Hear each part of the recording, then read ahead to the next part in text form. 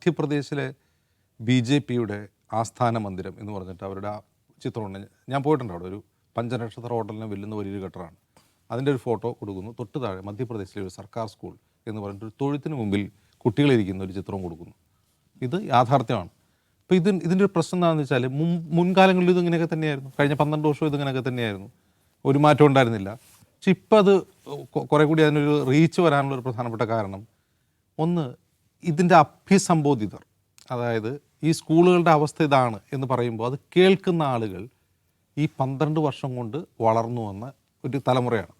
ഈ കഴിഞ്ഞ 12 വർഷത്തിൽ വളർന്നു വന്ന തലമുറ, ഈ 12 വർഷം കൊണ്ട് വളർന്നു വന്ന തലമുറയുടെ പ്രശ്നമാണ് അവർ ഇന്ത്യൻ സ്കൂൾ മാത്രമല്ല കണ്ടിട്ടുള്ളത്, അവർ ലോകത്തെ പല സ്കൂളുകളും കാണുന്നുണ്ട്.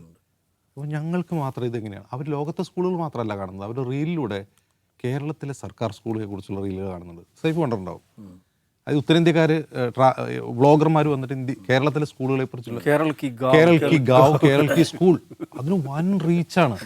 അപ്പോൾ നമ്മൾ വിചാരിക്കും ഇത് കണ്ടും കേരളത്തെ പൊക്കി പറയുന്നത് കണ്ടുകൊണ്ട് മലയാളികൾ പോയി ലൈക്ക് അടിക്കുകയും കമൻറ്റ് ചെയ്യുന്നതുകൊണ്ടാണ് ഇതിന് ഇത്ര റീച്ചും ട്രാഫിക്കും ഉണ്ടാകുന്നത്. അങ്ങനെയല്ല. അതിൽ മലയാളികൾ വളരെ തുച്ഛം പേരാണ് കമൻറ്റ് ചെയ്യുന്നുള്ളൂ. മലയാളികൾ കാണുന്ന പോലില്ല. അതിൽ കമൻറ്റ് ചെയ്യുന്നവരും ലൈക്ക് ചെയ്യുന്നവരും നമ്മൾ നോക്കിക്കഴിഞ്ഞാൽ ബഹുഭൂരിഭാഗവും ഉത്തരേന്ത്യയിൽ ഞാൻ മുമ്പ് പറഞ്ഞ ഈ 12 വർഷം കൊണ്ട് വളർന്നു വന്ന യുവാക്കളും വിദ്യാർത്ഥികളുമാണത് കാണുന്നതും പ്രചരിപ്പിക്കുന്നത്. അവർ നോക്കുമ്പോൾ കേരളത്തിലൊരു സർക്കാർ സ്കൂൾ എന്ന് പറഞ്ഞു കഴിഞ്ഞാൽ ഒരു പഞ്ചനക്ഷത്ര ഹോട്ടലിനെ വെല്ലുന്ന പാർക്കുകളൊക്കെയുള്ള, കളിസ്ഥലങ്ങളുള്ള, വൃത്തിയുള്ള ക്ലാസ് റൂമുകളുള്ള, നല്ല ബോർഡുകളും റോബോട്ടുകളുള്ള, കുട്ടികൾക്ക് ഇൻ്റർപ്രറ്റ് ചെയ്യാൻ വേണ്ടി റോബോട്ടുകൾ വെച്ചിട്ടുള്ള സർക്കാർ സ്കൂളുകൾ ഇവർ കാണുകയാണ്. അപ്പോൾ കേരളം പോലെ ഈ പറയുന്ന 100% ലിറ്റററി സാർ എന്ന് പറഞ്ഞ് നമ്മൾ കളിയാക്കുന്ന ആ സ്റ്റേറ്റിലെ ആളുകൾ ഇത്രയും വൃത്തിയായിട്ട് സ്കൂൾ ഉണ്ടാകുമ്പോൾ നമ്മുടെ കുട്ടികൾ, അതും UP-യിലേക്കൊക്കെ എത്ര ആയിരക്കണക്കിന് കോടി രൂപയാണ് കേന്ദ്രം അനുവദിക്കുന്നത് വിദ്യാഭ്യാസത്തിന് വേണ്ടി അല്ലെങ്കിൽ മറ്റു കാര്യങ്ങൾക്ക് വേണ്ടി. ഇവിടെയൊന്നും ഇതില്ല. UP-യിലില്ല, മധ്യപ്രദേശിലില്ല, രാജസ്ഥാനിലില്ല. എന്തുകൊണ്ട് അവിടെയൊക്കെ ഉണ്ടാവുന്നു എന്ന് സ്വാഭാവികമായിട്ട് അവർ ചിന്തിക്കും. അപ്പോൾ ഇതിനൊരു പ്രശ്നമുണ്ടെന്ന് അവർ സ്വയം മനസ്സിലാക്കുന്നു. അതിനെതിരായിട്ടുള്ള രോഷമാണ് ഈ സ്കൂൾ നന്നാക്കൂ ക്യാമ്പയിന് ഇത്രയധികം സ്വീകാര്യത കിട്ടാനുള്ള കാരണം. അപ്പോൾ നമ്മൾ മനസ്സിലാക്കേണ്ട ഒരു കാര്യം, ഈ വിദ്യാഭ്യാസം എന്നൊരൊറ്റ പ്രശ്നത്തിലാണ് CJP അവരുടെ ആദ്യത്തെ 2 ഘട്ടത്തിലുള്ള പ്രവർത്തനങ്ങൾ തുടങ്ങുന്നത്. അപ്പോൾ RSS അത് കുറേ കൂടി ആഴത്തിൽ പഠിക്കുകയും അവർ വിശാഖപട്ടണത്തിൽ ഒരു 3 ദിവസത്തെ ബൈഠക്ക് ഉണ്ടായിരുന്നു ഈ പ്രശ്നങ്ങൾക്ക് ശേഷം. ഈ കഴിഞ്ഞ ആഴ്ചയാണ് നടന്നത്. ആ ബൈഠക്കിൽ അവർ ഒരു പ്രമേയം പാസ്സാക്കി. അവർ വാർത്താ സമ്മേളനം വിളിച്ച് കേന്ദ്ര സർക്കാരിനോട് BJPയോട് ആവശ്യപ്പെട്ടത്, നിങ്ങൾ വിചാരിക്കുന്നുണ്ടോ ഇത് വിദ്യാഭ്യാസത്തിൻ്റെ പ്രശ്നമാണെന്ന്? അല്ല. അതായത് നീറ്റ് പരീക്ഷാ ചോർച്ചയോ വിദ്യാഭ്യാസ രംഗത്തിൻ്റെ തകർച്ചയോ അല്ല ഈ പ്രൊട്ടസ്റ്റ്, ഈ പ്രതിഷേധം വരാനുള്ള കാരണം. അത് നിങ്ങളുടെ സിസ്റ്റം ഫെയിലറാണ്.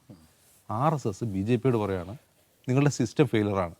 അത് ഈ നീറ്റ് പരീക്ഷാ ചോർച്ചയും വിദ്യാഭ്യാസ രംഗത്തുണ്ടാകുന്ന പ്രശ്നങ്ങളൊക്കെ അതിൻ്റെ ഒരു ലക്ഷണങ്ങൾ മാത്രമാണ്, രോഗലക്ഷണങ്ങൾ മാത്രമാണ്. നിങ്ങളുടെ സിസ്റ്റം ആദ്യം ശരിയാക്കണം എന്ന് RSS BJPയോട് പറയുകയാണ്. അപ്പോൾ ഇവിടെയാണ് CJP ഇപ്പം 650 കോടി അനുവദിച്ചു, അല്ലെങ്കിൽ 12,000 കോടി രൂപയുടെ 5 വർഷത്തെ ദീർഘകാല പ്രോജക്റ്റാണ് രാജസ്ഥാൻ സർക്കാർ നടപ്പാക്കാൻ പോകുന്നത്, സ്കൂൾ കെട്ടിടങ്ങൾ നന്നാക്കാൻ. അതുകൊണ്ട് പരിഹരിക്കാവുന്ന നല്ല പ്രശ്നം. കാരണം CJP മൂവ്മെൻറ്റ് യഥാർത്ഥത്തിൽ വിദ്യാഭ്യാസം പറയുന്നുണ്ടെങ്കിലും അവർ മുന്നോട്ട് വയ്ക്കുന്ന മറ്റാശയങ്ങൾ നേരത്തെ ഇന്ത്യ മുന്നണി ആവട്ടെ, കോൺഗ്രസ് ആവട്ടെ, രാഹുൽ ഗാന്ധി ആവട്ടെ നിരന്തരം പറഞ്ഞുകൊണ്ടിരുന്ന കാര്യങ്ങളാണ്. അവർ കോടതിയെ ഓഡിറ്റ് ചെയ്യുന്നു. കോടതിയാണ് അവരുടെ രണ്ടാമത്തെ കാര്യം. വിദ്യാഭ്യാസം എന്ന് പറഞ്ഞെങ്കിലും രണ്ടാമത്തെ പ്രധാനപ്പെട്ട അവരുടെ പ്രശ്ന ഇഷ്യൂ കോടതിയാണ്. മൂന്നാമത്തെ പ്രശ്നം തെരഞ്ഞെടുപ്പ് കമ്മീഷനാണ്. അപ്പോൾ ഈ പ്രശ്നങ്ങൾ ഇനി ബാക്കി കിടക്കുകയാണ്. അവർക്ക് ടേക്കപ്പ് ചെയ്യാനുള്ള പ്രശ്നങ്ങൾ ഇനി ബാക്കി കിടക്കുകയാണ്. അതുകൊണ്ട് ഈ CJP പ്രൊട്ടസ്റ്റ് എന്ന് പറയുന്നത് പോലും ഇന്ത്യൻ സമൂഹത്തിൽ ഒരു വിഭാഗം, ഒരു തലമുറയിൽ നിലനിൽക്കുന്ന കേന്ദ്ര സർക്കാരിനോടുള്ള ഒരു എതിർപ്പിൻ്റെ അനുരണനങ്ങൾ മാത്രമാണ്. CJP പോലും അതിൻ്റെ ഒരു ഭാഗം മാത്രമാണ്. അതിനി ഓരോന്നോരോന്നായി തിളച്ച് പുറത്തേക്ക് വരാൻ തുടങ്ങുകയാണ്. അതിൻ്റെ ഏറ്റവും വലിയ ഉദാഹരണം, അത് യഥാർത്ഥത്തിൽ ശരിക്കും മനസ്സിലാക്കിയിട്ടുള്ളത് RSSഉം BJPയും അമിത്ഷായും മോദിയും ഒക്കെയാണ്. അവർക്കത് മനസ്സിലായി കഴിഞ്ഞു. അതർവൈസ് നിങ്ങൾ ശ്രദ്ധിച്ചു നോക്കുക, കഴിഞ്ഞ ഈ ജൂലൈ അവസാന വാരത്തോടുകൂടി ഈ CJP പ്രൊട്ടസ്റ്റ് അവസാനിച്ചല്ലോ. അപ്പോൾ ഇത്രയും വലിയ എതിർപ്പുണ്ട് എന്ന് മനസ്സിലാക്കുന്ന കേന്ദ്ര സർക്കാർ അതിനെതിരായിട്ട് എന്തെങ്കിലും കൗണ്ടർ മെഷേഴ്സ് എടുക്കണ്ടേ? ഇന്ത്യയിലുണ്ടായിട്ടുള്ള മോദി സർക്കാരിനെതിരായിട്ടുള്ള എല്ലാ എതിർപ്പുകൾക്കും അവർക്ക് കൃത്യമായ ഫലപ്രദമായ കൗണ്ടർ ആർഗ്യുമെൻറ്റുകളും കൗണ്ടർ നറേറ്റീവുകളും, അതിൽ ശ്രദ്ധ മാറ്റാനെങ്കിലും അവർക്ക് കഴിയുമായിരുന്നു. ശ്രദ്ധ മാറ്റാൻ പറ്റും. ഒരു ഭീകരാക്രമണമെങ്കിലൊക്കെ ഉണ്ടാവും, ചിലപ്പോൾ അതിലേക്ക് ശ്രദ്ധ മാറ്റും. ഒരു ഹൈപ്പർ നാഷണലിസം സ്ലോഗൻ കൊണ്ടുവരും, ആളുകൾ അതിന് പിന്നിൽ കൊണ്ടുവരും. ഇതൊന്നും നടക്കുന്നില്ല. ഒരു തരത്തിലും ശ്രദ്ധ മാറ്റാൻ പറ്റുന്നില്ല. ഹിന്ദു മുസ്ലിം ഡിവൈഡ് ഉണ്ടാക്കിയാൽ പോലും അത് ആൾക്കാർ ചിരിച്ചു തള്ളുകയാണ്. പോയി പണി നോക്കിയെന്ന് പറയുകയാണ്, അതിനി പറയണ്ട, നിർത്തിക്കോ എന്ന് പറയുകയാണ്. അവർക്കത് പറയാൻ പറ്റുന്നില്ല. അപ്പോൾ എല്ലാ അർത്ഥത്തിലും ക്ലൂലെസ് ആയിട്ടുള്ള ഒരു ഭരണകൂടം, അവർക്ക് ഇപ്പോൾ 600 കോടിയോ 12000 കോടി എന്ന് പ്രഖ്യാപിച്ചതുകൊണ്ട് ആ പ്രശ്നം തീരുന്നില്ല, ഈ എതിർപ്പ് വരാൻ പോകുന്നില്ല. ഞാൻ പറയുന്നത് 2029 തെരഞ്ഞെടുപ്പ് വരെ ഇനിയുണ്ട്. എത്ര വർഷം? 3 വർഷം കൂടിയുണ്ട്. അതുവരെ തുടർച്ചയായി ഒരുതരം ഒരു ഒരു എന്താ പറയുക, ഒരു തിര പോലെ, ഒരു തരംഗം പോലെ ഇത്തരം ഒരു വേവ് ഈ പ്രൊട്ടസ്റ്റുകൾ ഉണ്ടായിക്കൊണ്ടിരിക്കും വ്യത്യസ്ത സംസ്ഥാനങ്ങളിൽ. അത് എൻ്റെ ഒരു എപ്പിസെൻറ്റർ ആകാൻ പോകുന്നത് ഞാൻ മനസ്സിലാക്കുന്നത് ബീഹാറാണ്. നമ്മളിപ്പോൾ സംസാരിച്ചുകൊണ്ടിരിക്കുമ്പോൾ ബീഹാർ മുഖ്യമന്ത്രി സാമ്രാജ് ചൗധരിയുടെ വീടിന് മുമ്പിൽ ഇപ്പോഴും പ്രൊട്ടസ്റ്റ് നടന്നുകൊണ്ടിരിക്കുകയാണ്. അവിടെ നിന്നാണ് ഒരു 6 വയസ്സുകാരനെ പോലീസ്, 6 വയസ്സുള്ള കുട്ടി സാമ്രാജ് ചൗധരിയുടെ രാജി ആവശ്യപ്പെട്ടുകൊണ്ട് മാധ്യമങ്ങളോട് സംസാരിക്കുക. 6 വയസ്സുള്ള കുട്ടി. നമ്മൾ 6 വയസ്സിൽ സംസാരിക്കുന്നതുമായിട്ട് വീട്ടിൽ വർത്താനം പറയാൻ പറ്റുമോ? സാമ്രാജ് ചൗധരി മോദിയൊക്കെ രാജിവെക്കണമെന്ന് പറഞ്ഞ് മീഡിയയ്ക്ക് ബൈറ്റ് കൊടുക്കുന്ന 6 വയസ്സുകാരൻ.